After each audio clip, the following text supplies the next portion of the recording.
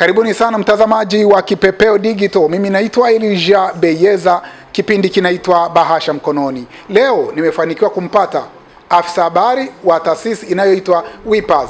Taasisi hii inapatikana mkoa wa Pwani, wilaya ya Kibaha. Taasisi hii inafanya nini? Inasaidia vipi watu ambao hawajiwezi? Lakini vile vile kwenye jamii inafanya nini?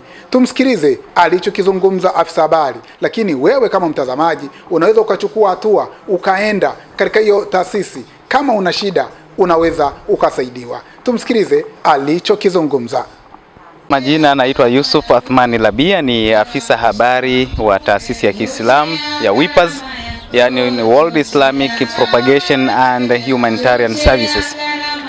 Siku hii ya leo ni siku ambayo ina maana kubwa sana kwa kuja kushuhudia jambo ambalo limetukusanya siku ya leo la kuwapatia watoto wenye mahitaji maalum sare na vifaa vya shule.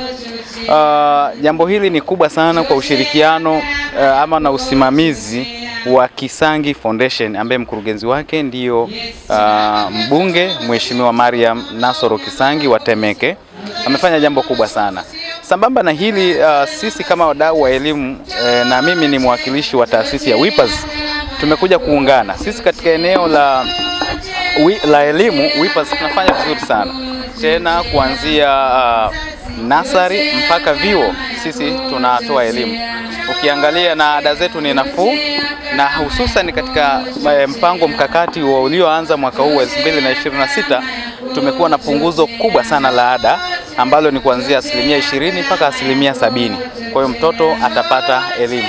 Kwa ukija pale kuanzia nasari, sekondari, vyuo, advance manake A level tunasomesha pale. Katika eneo la vyuo pia tuna kozi mbalimbali ambazo ni vizuri pia tukazisemea, ambazo sisi WIPAZ tunazitoa. Nazo ni eneo la afya ambao tunatoa kozi ya medical, pharmaceutical science tunatoa pale, lakini vile vile radiology, elimu ya mionzi tunatoa pale, lakini pia chuo cha uandishi wa habari journalism tunatoa pale, ambao kinaitwa ni A3 Institute. Lakini pia ualimu, kuanzia ualimu wa primary, ualimu wa shule ya msingi, ualimu wa shule ya diploma ya sekondari pia tunatoa pale. Kwa hiyo katika eneo la elimu tunatoa vizuri sana. Sanjari na hilo, sisi WIPAZ tukiacha project ya elimu, lakini pia tunawawezesha kina mama kujikwamua na uchumi, ambapo tumekuwa tukitoa mikopo ambayo haina riba kabisa.